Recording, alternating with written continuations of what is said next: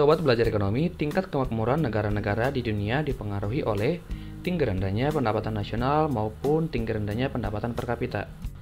Maka dari itu, kita mengenal istilah pengelompokan negara maju, katakanlah seperti Amerika, Jepang, dan Korea. Ada juga negara berkembang seperti negara kita Indonesia, negara Meksiko, atau negara India, maupun negara-negara miskin seperti Ethiopia, Kongo, Burundi, dan lain sebagainya.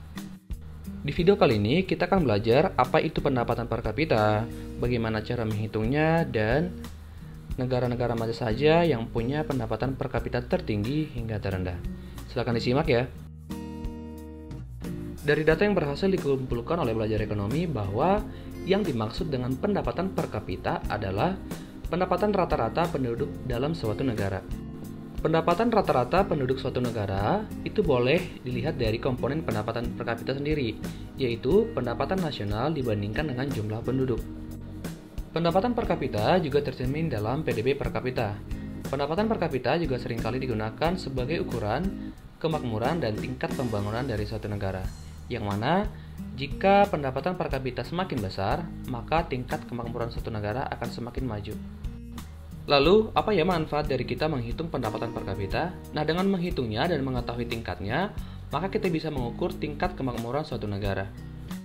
Gimana caranya? Dengan tadi, membagikan tingkat pendapatan nasional dibagikan dengan jumlah penduduk.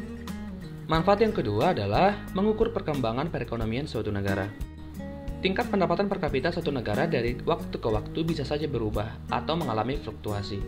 Ketika kita mengetahui tingkat pendapatan per kapita pada tahun tertentu, maka kita bisa mengukur perekonomian kita sedang baik atau tidak.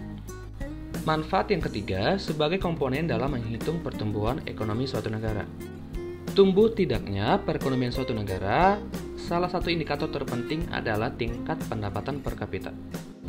Manfaat yang keempat sebagai pembanding keadaan kemakmuran ekonomi suatu negara dengan negara-negara lain. Seperti yang belajar ekonomi sampaikan tadi bahwa dengan mengetahui tingkat pendapatan per kapita kita, maka kita bisa membandingkan dengan negara lain untuk mengetahui apakah negara kita miskin atau negara maju. Manfaat yang kelima sebagai bahan pertimbangan kebijakan pemerintah. Ketika tingkat pendapatan per kapita meningkat atau menurun, tentu disebabkan oleh variabel-variabel yang bersangkutan dengannya. Maka pemerintah dalam hal ini harus bijak dalam mengambil kebijakan tertentu bagaimana supaya pendapatan per kapita kita bisa meningkat. Untuk mengetahui tingkat pendapatan per kapita suatu negara, cara menghitungnya gampang aja nih, seperti yang saya sampaikan di awal bahwa income per kapita atau IPC sama dengan pendapatan nasional suatu negara secara agregat dibagi dengan jumlah populasi atau jumlah penduduknya. Nanti didapatlah rata-rata pendapatan per kapitanya. Supaya sobat semuanya paham mengenai cara perhitungannya, mari kita perhatikan contoh berikut. Misalkan, tingkat pendapatan nasional di wilayah A adalah sebesar 15 miliar rupiah dalam 1 tahun, dengan jumlah penduduk di wilayah tersebut mencapai angka 300 jiwa.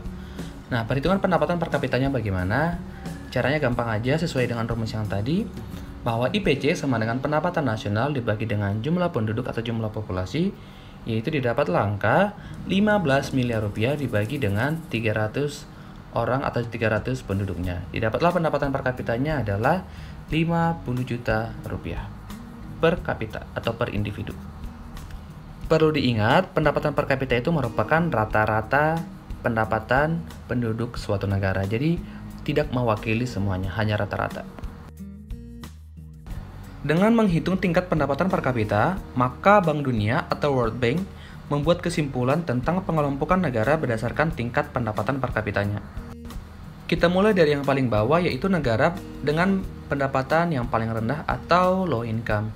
Nah, negara ini memiliki income per kapita sama dengan atau kurang dari 1025 US dollar per tahunnya. Sebut saja negara seperti Afghanistan, Benin, Burkina Faso, Burundi, Chad, Comoros, Demokrasi Kongo, Eritrea, atau Ethiopia. Satu tingkat di atasnya yaitu negara berpendapatan menengah rendah atau low middle income. Nah, negara ini memiliki PDB per kapita atau GNI per kapitanya antara 1026 US dollar per tahunnya hingga 4035 US dollar per tahunnya. Negara-negara yang termasuk ke dalam kategori ini adalah Iran, Mauritius, Panama, Romania, Samoa, dan termasuk juga Indonesia. Satu level di atas lower middle income, kita mengenal istilah negara dengan upper middle income atau negara berpendapatan menengah tinggi. Jika PDB atau GNI per kapitanya di kisaran 4.036 US dollar hingga 12.475 US dollar per tahunnya. Adapun negara-negara di kategori upper middle income adalah Argentina, Brazil, Meksiko. Nah, Indonesia juga sempat tahun lalu, tahun 2020, masuk ke dalam upper middle income. Tapi karena pandemi, Indonesia turun lagi ke lower middle income. Buat sobat belajar ekonomi yang tahu alasannya, boleh di komen di bawah ya. Gimana sobat belajar ekonomi, pembelajaran hari ini menarik ya? Nah, untuk mengetahui lebih lanjut, coba dikerjakan soal latihan berikut. Dihitung tingkat pendapatan per kapitanya, kemudian diurutkan dari yang tertinggi hingga terendah, dan dimasukkan ke kriteria Bank Dunia yang baru kita pelajari. Oke?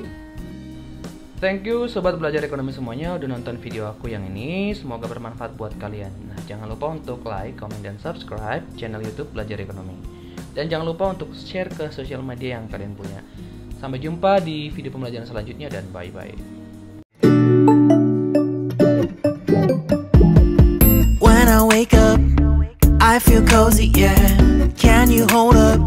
Don't need no coffee yet. Got no makeup. How do you look so fine? Bust up, bust up.